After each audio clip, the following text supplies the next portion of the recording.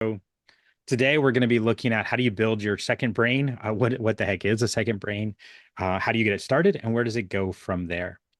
And the first part, the first copy and paste, I will give you the participation guide into the chat. If you have to leave, just to give you an idea, this is what it looks like. It's got a lot of the material in here. The prompts are at the bottom. We'll kind of build through those. You'll actually build some stuff today. But I want to talk a little bit about this as well. So it's all there for you. Love for you to follow along, save it, use it, copy and paste it, whatever you need. But the question that I want to know, well, before I do that, some of you don't know me. Let me introduce myself.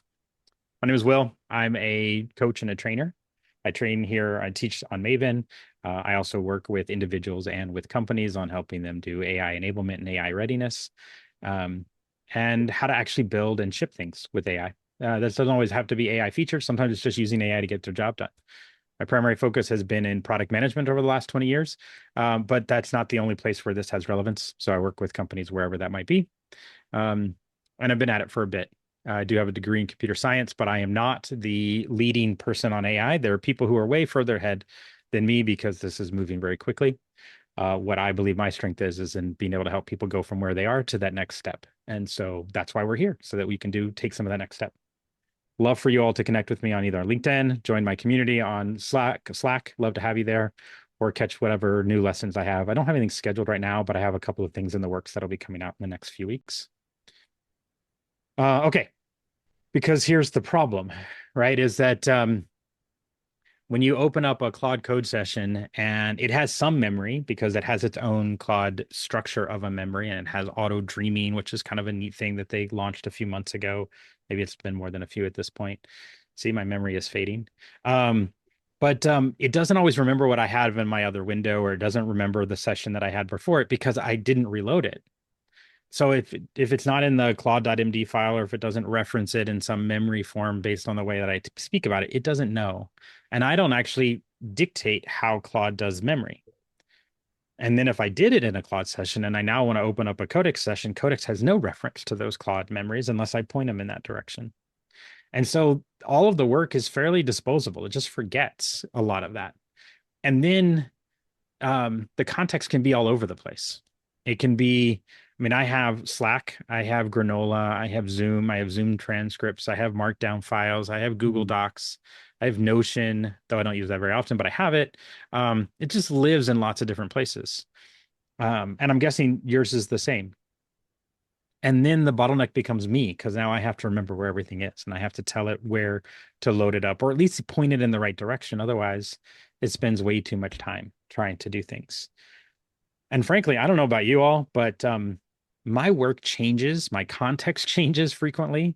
And if I just have it try to keep everything in my memory all the time, it just overloaded. It fills my entire context window all the time. To be moving from coaching sessions to content creation to course materials to consulting with companies, like all of these are different contexts. I need it to be focused. And I don't want those to leak between each other either.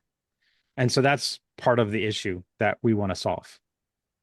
So I want you to, real quick, in chat, think through all the different places that you have context that you might reference or use during doing your job, whether this is already loaded into your Claude sessions or your Codex sessions, or that you have to pull it up and then copy and paste it in or drag a file. Drop the number in chat. How many different places do your things live?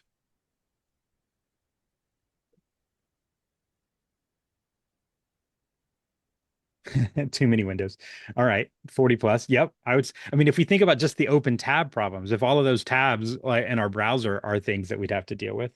Anybody else? So Sumit and I are the only ones who have a context problem. Everybody else, it's all in one place. Is that okay? Good. We're starting to get some answers there.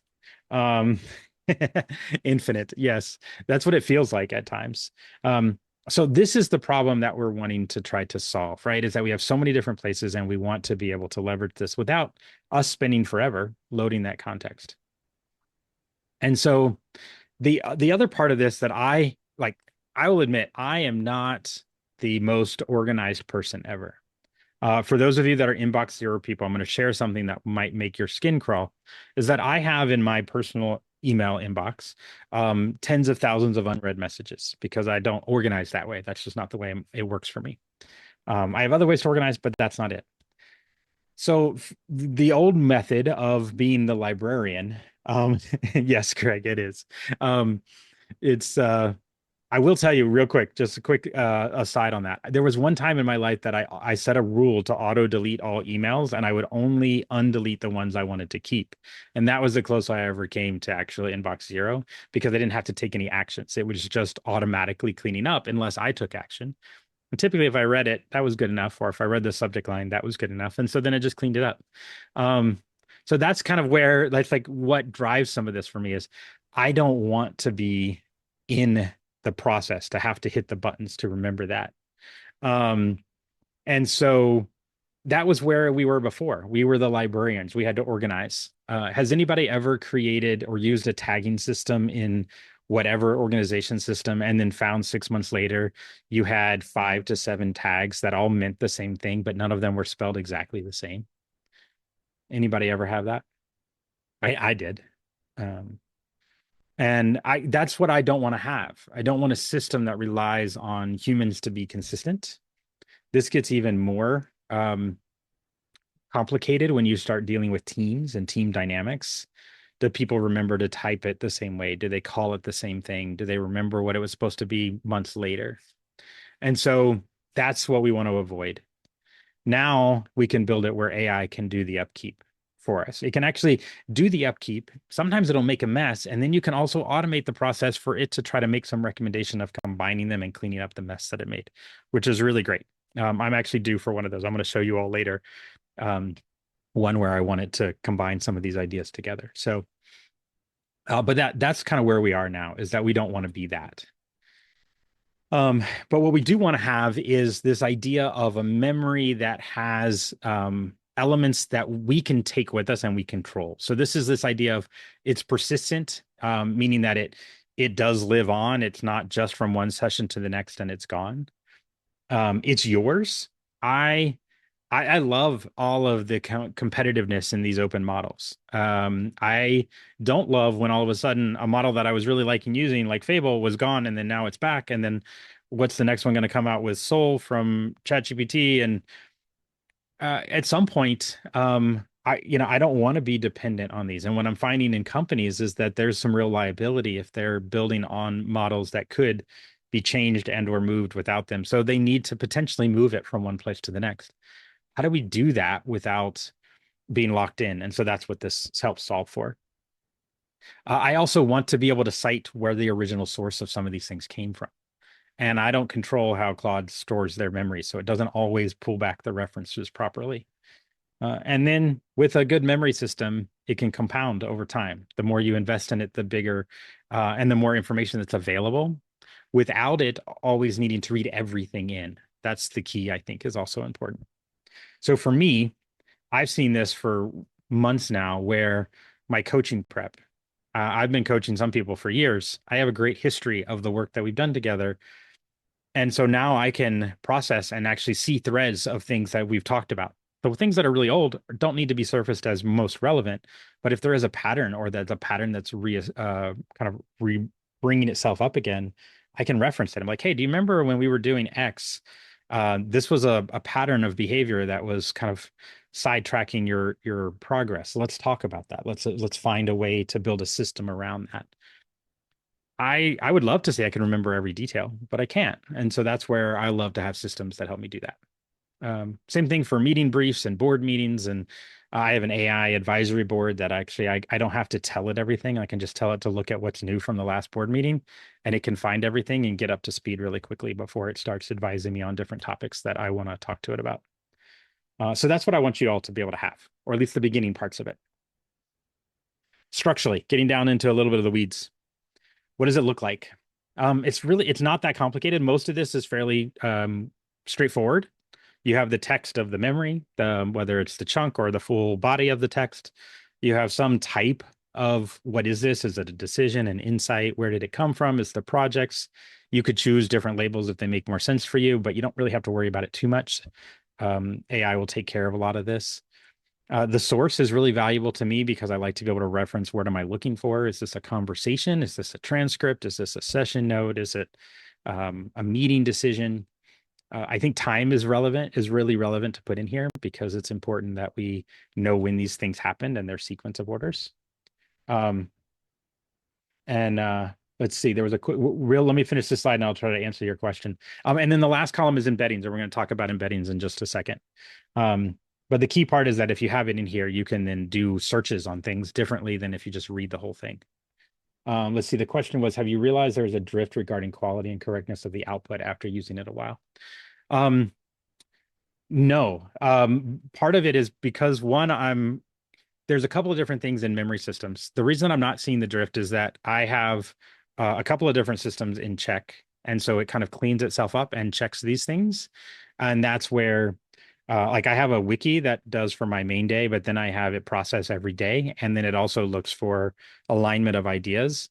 And if anything, there's a drift. I also have a reference to the raw data so that I can always go back to that. If my ideas or thoughts have changed on something as well, I can always refer to the source. So that's been super helpful to ensure that I'm sort of on topic for these things.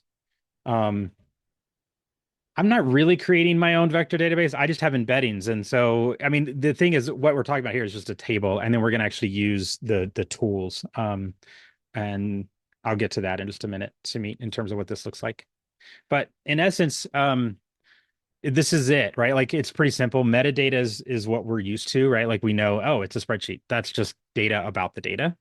Then we have the ability to do things like a full text search, which is just a normal type matching the phrase. You could have some additional extensions in your database that could give you a more semantic search of things, but or spelling mistakes and that kind of thing. But then the meaning becomes the embeddings, and embeddings become that's the kind of the magic piece. I'm not going to get into a whole bunch of crazy math on how it works because frankly, I don't really know and I don't want to know. That's not my area of specialty. But conceptually, what vectors do or vector database does is it takes your ideas and it creates neighborhoods of ideas. It creates relationships in terms of how closely they're related to each other around the meanings of the word. And it's not just a single word, but a grouping of them to determine what is this actually about. And then that proximity means these ideas are likely related. They don't have to be the same word, the same spelling, the same phrasing. They're just conceptually the same. This is where the meaning comes in. And the nice thing is there's some really great tools that are super cheap to use who can kind of work these embeddings for you and track this for you. So that's what we're going to talk about today. So when you ask for something, it's going to find your neighbors around that topic, and then it will bring it back and then let AI read those pieces to load those into context to then create the meaning, if you would. And so this is an example here. Butter churn recipe, when you're talking about we're losing accounts, churn is a word that's really relevant, but butter churn recipes are not relevant to losing accounts unless you sell butter, maybe, but that was not the idea. So that's the idea of vector databases, that the meaning gets together without the words being exactly that.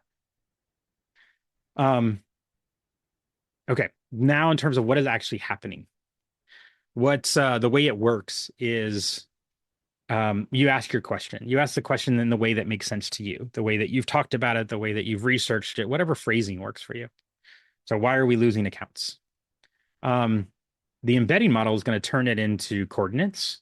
And then the vector search will pull all of those compared ideas together and returns those memories. And then Claude reads those specifically and gives you answers with sources for why it came up with these ideas or why it was referenced. And so now you have something that's much more impactful than just a recall or word search. And by the way, what I'm using is OpenAI's text embeddings 3 small, which it's about 2 cents per million tokens. So my database cost me a few dollars over time. It's really trivial for the amount of value that I get out of it. So pretty cheap option for you. So for example, here's a good example of one. This is on real data. So I teach a number of courses, and one of the things that I find is that times people will lose momentum halfway through the course. Maybe they won't do the pre-work, maybe they'll get busy, life happens, we all know this. So then the idea is like, what is it that we want to pull together? So I process a lot of my coursework and thinking through these things and planning and the sessions and transcripts, but I also I'm married to someone who has a master's degree in curriculum development, which means that anybody who is married to someone who has a degree, you've likely read a lot of the materials, you've read a lot of the papers. I've done the same thing for years. Um, and so I have a bunch of research that I've done on instructional design, on ways to help people to get through this. Um, and so that's part of what I like to have in here is I don't want to have to remember every reference of every research piece that I've done or pulled together. But I can have it in there. And when I ask this question, it will actually pull it up. So it actually has done this exact thing. But none of those instructional design were part of my question. And yet it was able to kind of find and reference those. And here's really the meat of all of this. And then we're going to get into building in here pretty soon. So the database is here to narrow down your universe of all of your information. And then the model turns that into the reasons and the content that really matters for you. And that allows you to control context much better. It allows for it to stay on point for what you're talking about and not be caught up with a bunch of different tangents. As we know, just because context windows have gotten bigger doesn't mean we just want to load everything all the time because it starts to decay in that conversation. And so that's the goal here. All right. So this is kind of what it looks like. And this is how I run it in my business. I have sources of lots of different places, kind of we talked about, infinite number or 22 or whatnot. We have a lot of different places. I've set mine to sync a couple of times a day, actually. So as I make changes on documents, I don't have to automatically put it into the database. Today, we're going to show how you can just choose to put it in when you want to. I've gotten to a place where I run mine every day to check anything of certain folders that I work in or places I work in. If the content has changed, it will process it. And I can talk about that towards the end if anybody wants to get more into the details of exactly what that looks like. But then I store it. I use Postgres. I use a PG vector database and a Docker engine on my computer. If you know what that is, that's great when you get there. If you're not familiar with that, and this is kind of your first foray into creating your own memory system, we're not going to worry about setting up Docker and having Postgres running locally. You don't have to start there. You can earn it over time. I didn't start there for sure. And then you can recall it, and then Claude will give you some details about it. And that's how I use this every day in the work that I do. So one of the questions maybe going through your head of do I need all of this? Do I actually need this infrastructure that Will has? Is this necessary? I would say that if you are just starting out and you've never built one of these, then the answer is no, you don't need all of this. You need some version of this, or you can get a lot of value out of some version. And we're going to go through that version today, which is accessible for everybody with just a couple of minutes. You're going to build out the beginnings of this. As you use it, though, I wanted to give you some of the vocabulary and some of the ideas that as your system becomes more mature and your usage of it becomes more intense, where do you go with it? So today we're going to build something with SQLite. It's locally installed. It's a local database, really easy to use. You can do keyword search. You don't have to worry about embeddings at this point because it's just starting out small. The nice thing is it can grow a little bit. So you can add the SQLite vector extension and it allows for you to do it all still within a local system. No Docker instance, nothing else. The one piece that I would add at that point is putting $5 on an OpenAI developer account for getting an API key and using their embeddings model. And you can just have, if you're using Claude, which is what I typically do, but if you're using Codex, be easy with them as well. Just have it walk you through the how to use your API key to make the calls for it. It'll cost you a few dollars. So $5 is more than enough to start. I haven't had to reload mine in quite a while. And then where you can end up. I have mine on a Docker instance in Postgres with the idea that at some point I may move it off my computer so that I could reference it from multiple machines and or multiple devices. That would be a little bit easier for me to do if it was not just stuck on my current computer. But I didn't feel the need to worry about that. And so that's where you can get to at some point. And then here's the first prompt. I'll copy and put this into chat for those that have that open. So your first prompt, you can copy and paste this. You don't have to make any edits on it. This is if it's in a new folder.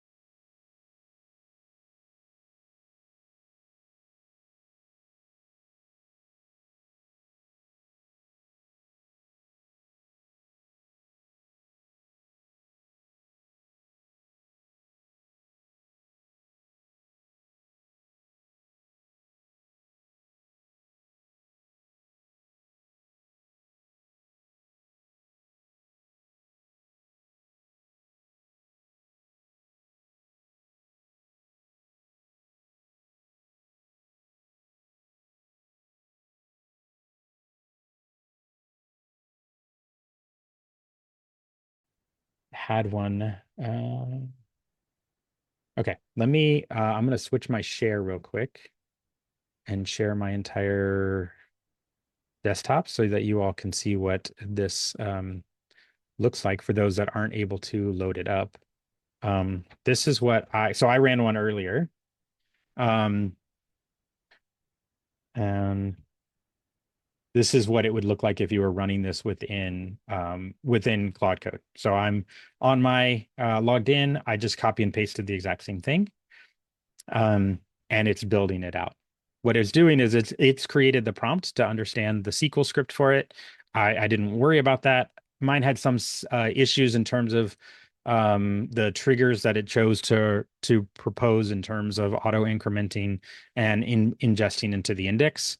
It found a way around it through a couple of prompts. But what in essence, what it ended up doing is it creates a database table that just looks like this. It's no different than sort of a spreadsheet, except that you can do a lot of things with it. There are a couple of ways that we could have worked around the issue that I had, but y'all don't have to worry about that. If you run into an issue, often you can have Claude say, hey, how would you fix this? Or what do you need to fix? So mine ended up actually creating a little wrapper, a command line wrapper called brain.py, which is how to do this and set the protections around the trusted schema. I'm not going to get into those details, frankly, because I'd probably be somewhat wrong in terms of my conjectures on exactly what it's allowing it to do. But this allows me to save, recall, and list out the different memories that are in the system. That's all that I really wanted to do. And then I went to the, let's see, over here again. Have people gotten through their first prompt? It does take a minute or two for it to run. I'll keep going, but if you get stuck, please do let me know and we can work on it. Here's prompt number 2. What this one is doing is just, it's not even creating a very robust skill. It's just creating a very simplistic skill with a reference into a Claude file, or your Claude.md file so that it could reference it. If you're using Codex, you could put it in your agents.md file. Anti-gravity, I think similar, probably agents would be something similar, would work for that. So that's the skill to save a file. And what it allows you to do is just, so here, I'll show you here. I then had it, let's see, where did we get to? Here we go. So create a reusable save skill, and then write the instructions to Claude.md. So it's going to create the skill for me. And then all I have to do if I ever want to put a memory in there is just save this and then prompt it and it'll save it for me. That could be a document, it could be text, it could be a transcript, it could be a reference to a file, and it'll take care of it from there. And then the next one, those typically are fairly quick to build, is a recall skill. And so did the same thing here. Let's see, sorry, scroll too fast. It built out the whole recall skill. And then now you have the basics of it can actually do something. So you can save something and then recall it. I put one in this database. This was just an example to make sure everything was wired up. But that's what I would encourage you all to do as well, is run these quick prompts and then put something in it. So that's the next step, is to actually put something into your model. And this is the beginning of you having a memory that you could use across any system that you want. Has anybody actually run this? Or where are we in the process of running it?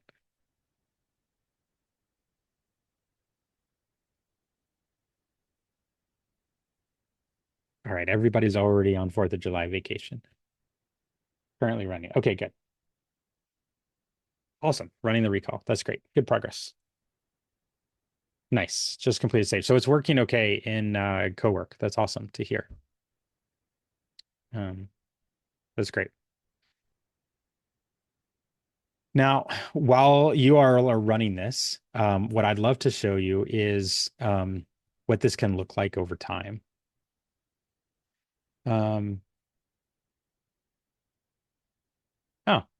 Ariana, yeah, sometimes Claude is a little bit overly helpful. It will just get there. If they already has them, that's fine. Or if you want to rename them or restructure them, you can provide the prompt.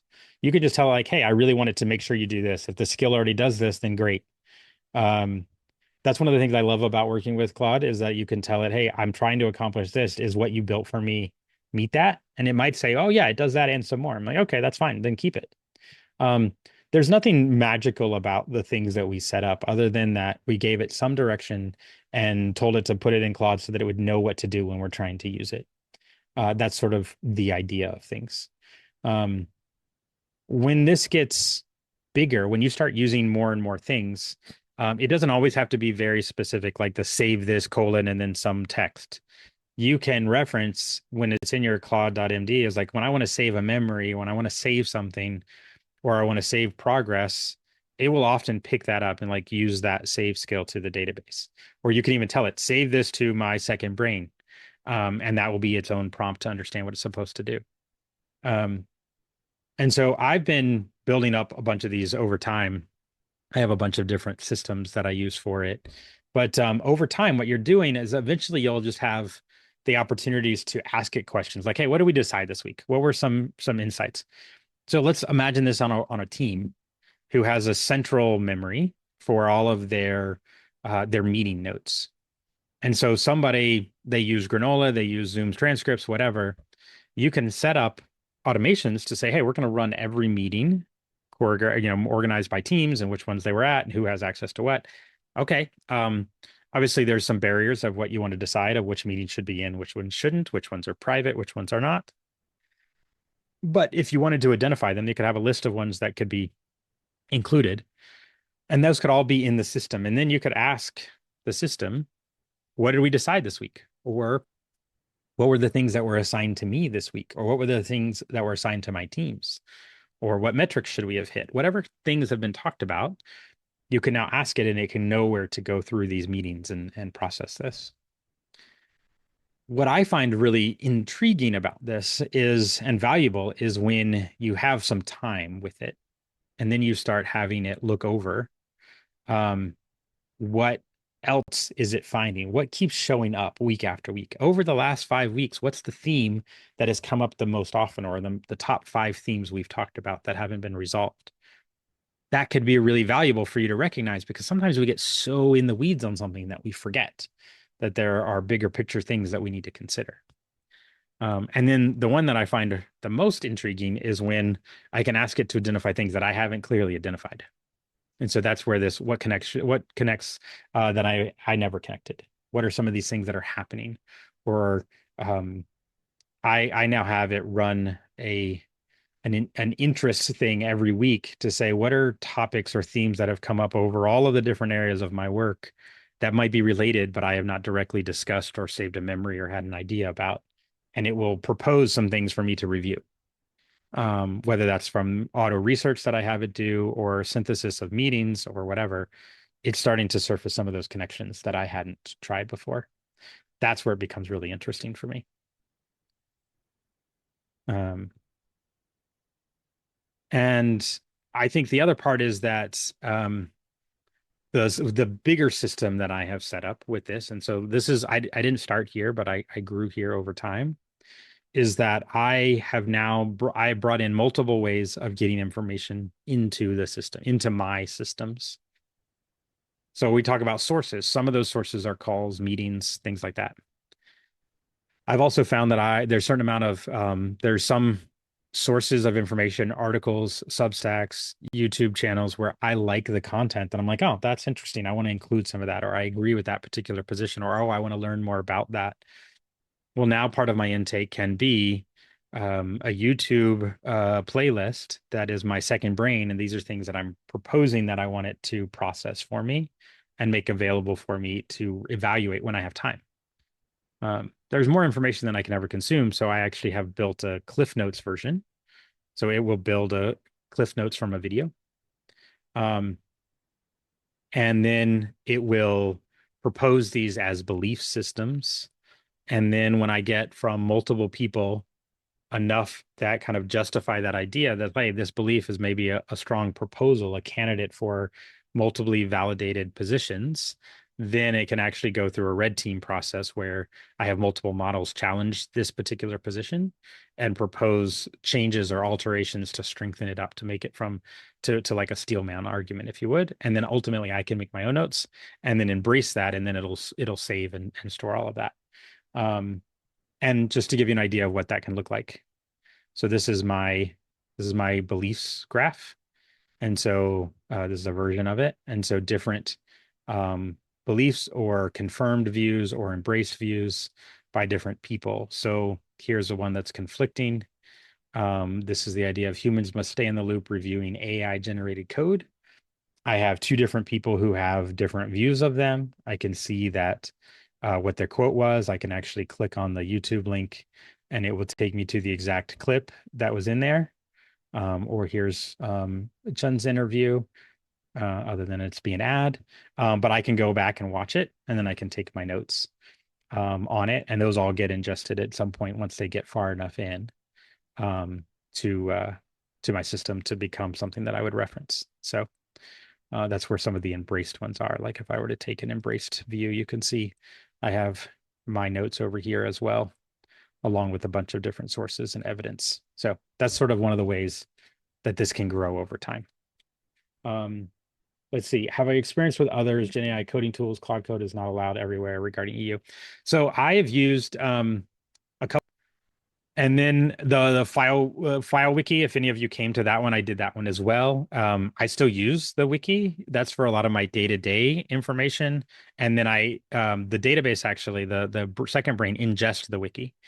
And so that's one of the places that it can go and get information. But in terms of Obsidian, like this is one of the things that I created. These are one of these HTML documents instead of reading this in Markdown. I'll go over this document in just a minute, but that was just to give you, as opposed to seeing the Markdown, which I don't particularly love. Okay. My statement of, do you all need this? It depends. If you all were to look at this level 1 through level 4, I'm curious where some of you would place yourself. Level 1 is kind of what we built today. It's the SQLite database. You can just save things. You could recall things. It would give you, at a minimum, you could take that same SQLite database. You could open up any different model you want. You could point it at that SQLite database and say, this is my memories. I want you to look at the table structure. I want you to pull up a memory. I want you to create a skill. And then you could switch to another tool and create a skill to access it as well. That would be, at a minimum, what you could do after the 10 minutes of running those prompts today. Level 2 is when you've started to consistently use it, where you're actually putting the memories in there. When you ran a session and you're about to be done, like if I was in here and I wanted to run a session, let's see, I have a couple of others that are open. So like this was my wrap up skill. If I wanted it to save that process, this is probably just more noise than anything else. But if I wanted to save the process of what I did, I could say, hey, I made a couple of key decisions, review our context of what we've been talking about, and write a summary into the second memory of what we've been doing. Or maybe you're working on a really big project and you wanted to keep a status of, hey, I want you to document this as phase X of what all's been done, what's not been done, and I want you to store that in memory or into the second memory. I love this. Yeah. Management one players. So, yeah, that's fantastic. What a great example. So yeah, if y'all aren't reading chat, that's a great example. So this created something like this for a software project, including management one pagers. And then whenever the management wanted to ask something, you could go and search it and find it. Super valuable. I would also say that maybe I'm playing pessimistic and defensive here. If a manager says X one week and says Y another week, you could now use this to be like, well, back in meeting whatever, let me go find it where, oh, there it is. Yeah, that's when you made this decision. And now you're coming with receipts in that. Not that you should always just come with the idea of like these are fighting words, but as someone who's been in lots of leadership meetings, there's plenty of times where people forget the decisions they've made or who they've assigned a responsibility for something or whatnot. So it's nice to be able to pull that up and find it.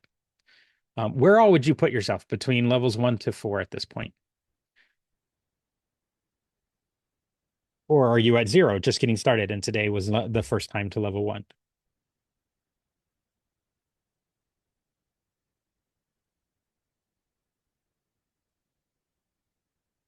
Okay, good. I'm glad you came. Hopefully you okay, good. We got some at zero, we got two.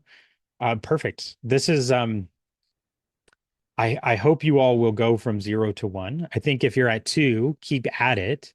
And as you get there, I can't wait to see what three and four start looking like for you.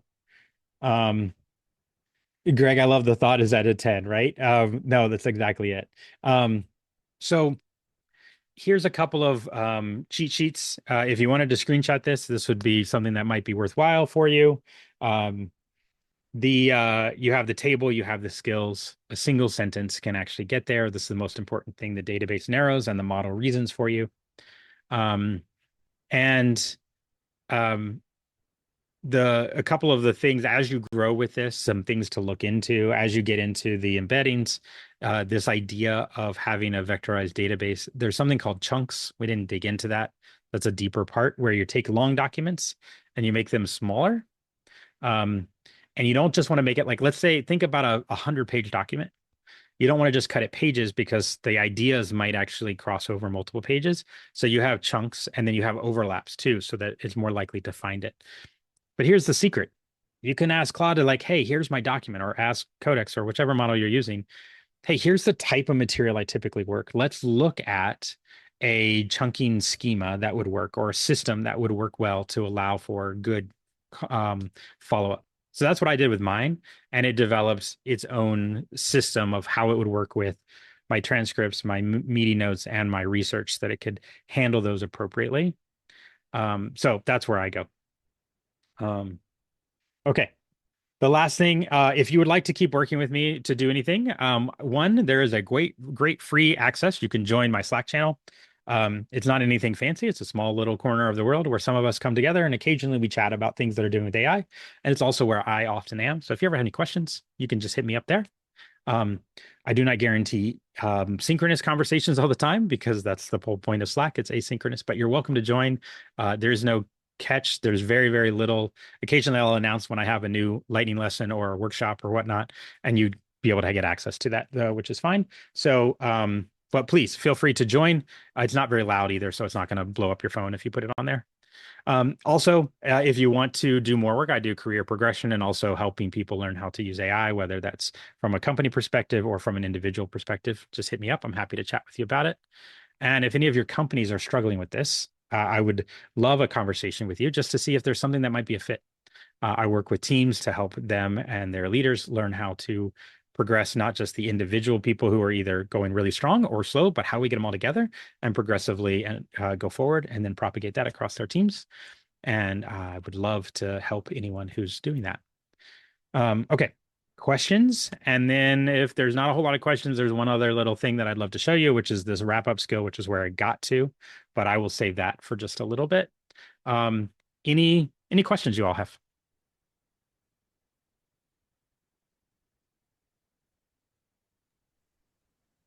I just had a Hey, quick Sumit. Yeah. quick nuance that if I create the skills in the project, it'll be local to that, right? As opposed to the global. Yep.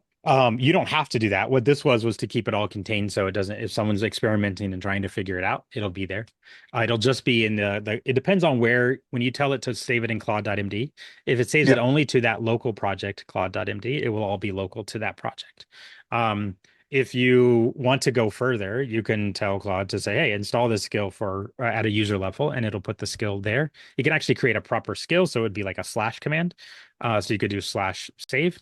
Um, and that would be a more robust version for sure. Hey, Will, how do you decide what to it's more I mean, how do you decide what not to put into the second brain? What I mean what's the I don't worry about it. I put almost everything in there. I don't know that I have something I'm like, I don't think that needs to be in there, right? Like, Mhm. I think the only category that would probably fall into that of all of the things I work on is I don't think I have ever put any of my meal planning stuff into my second brain. So because it's just not really relevant for what I'm referencing. Um, but Okay. maybe like it wouldn't hurt it to be in there. So like if I had all the recipes in there and all of a sudden I'm having a conversation with somebody, um, that has similar words but different meaning, it's not going to show up. So I'm not really worried about it. Um, Okay. I think the things that I could imagine from a business perspective that could be relevant is any data retention, data rate concerns in terms of privacy that you have that you need to represent for someone else. So I would not put if I have certain clients where like for example, I had a meeting with a business broker who sells businesses, and I had to sign an NDA for that. I did not process any of the the confidential information through AI. I did not put it into my second brain, and I wouldn't do that just because it would in some ways it could lead me open to some violation of an NDA if I were to do that. So those are the things I'd be careful about. Um, but yeah, that's one thought. Those are the things I'd be sensitive about and be thoughtful as to what it's doing, and then just kind of be like, that's not legal advice. You should get your own if you're dealing with those. So that would be another choice to set up is do you want to have a team brain, and what are the governing rules for what goes in there? And I think that's the place that is the most interesting. So when I'm working, I'm doing that with a company right now of what is their shared structure. And the idea is that these are not individual memories anymore, but they are session notes from individuals, so that as a team, they can collectively share their best practices. They can we're looking at skills for how do you do post client interviews or intake notes or problem solvings of how they had a particular problem and how did they resolve it, and how do you capture that in a similar type format. So there's a little bit of a create the skill to ask the questions so that it extracts from the individuals in a very narrative free form way, and then organize it to make it available for everybody. But then that way that you're going to have like some embedded attribution provenance, like Yeah. it's not just having the information, but where it came from. And that's where the source comes from. So you can have a source Yeah. of a conversation with X, or a source of a conversation on this topic from this employee on this date and time. Those are some of that context, the metadata around the embedding that becomes really important. So that Yeah. if you started to have this institutional view, what is its origin? Right? Like you want to go back to, oh, that was what Dave said 17 weeks ago on client X, Y, and Z. Dave's not here for a reason that was a really bad idea. We should get that out of our memory system, right? Like those would be things that could be valuable to have. Okay. And then my last thing here is this, is that have you started thinking about how to build that governance layer? Is that something Yeah, I mean, it's what I'm actually doing with companies right now. So we're okay. in the process of doing that exact work because they have that real problem is they have spaces where they can't bring the tools into them, and it's